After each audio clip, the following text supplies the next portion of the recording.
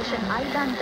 Dahilan upang iangat sa pinakamataas na alert level ang bulkana. Ayon sa mga otoridad, 1:35 ng namataan ang eruption na naglabas ng volcanic materials sa taas ng 10 kilometers mula sa 1,584-meter high ng bulkana.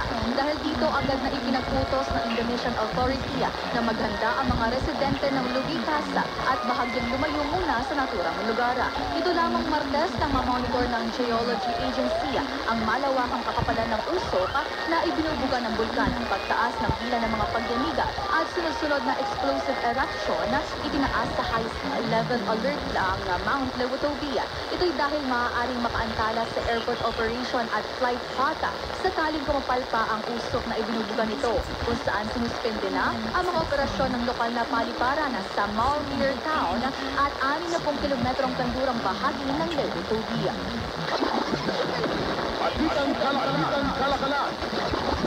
Sa kalakalan, transmission rate ngayong Oktubre bumaba ayon sa NGCP.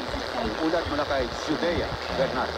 Bumaba ng 1.23% ang overall transmission rate ng kuryente para sa mga end consumers ngayong buwan ng Oktubre.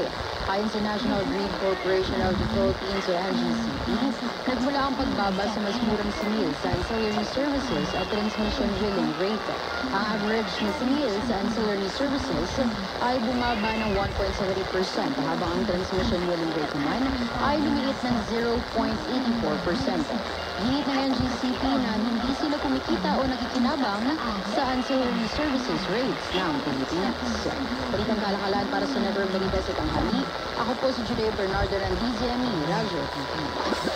Balitang sports. Sa ating Real Sports, nasungkit ng De La Salle University Green Archers ang epic comeback via overtime win kontra sa University of the East. Sa nagpapatuloy na UAAP Season 88 sa score na 111 to 110 kagabi.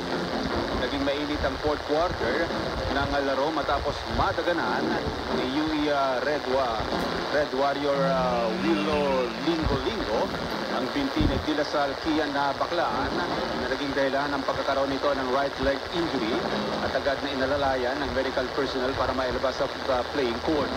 Ito rin ang naging dahilan para mapatalsik si Lingo sa laro at patawan ng unsportsmanlike foul. Ang pagkawala ni Baklaan nagsilbi namang motibasyon sa koponan ng De La Salle para ipanalo ang laro kontra sa UE. Sa ngayon, may kartada ng 3-3 ang standing ng La Salle habang nalaglag naman sa 0-6 ang UE.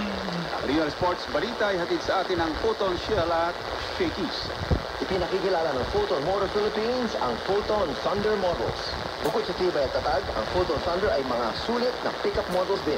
Ang Photon Thunder ay mayroong below 1 million pesos pickup pero standard agad ang 10-inch touchscreen infotainment, spray-on bed liner, leather seats and interiors, leather steering wheel, carbon fiber dashboard finish, Aucan 2.0-liter turbo diesel engine at meron pang 5 years warranty. O diba, swak na pang personal na gamit, pang hanap buhay o pang kumpanya.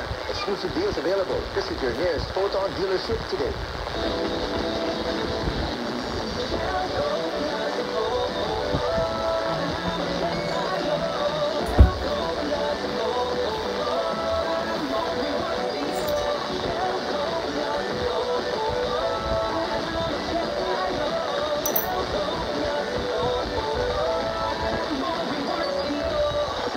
Download the Cell Go Plus app today. The Shakey's Super League season is here. Cheer for your team while enjoying your Shakey's favorites with the Super League meal deal for just 1,099 pesos. This winning bundle includes your favorite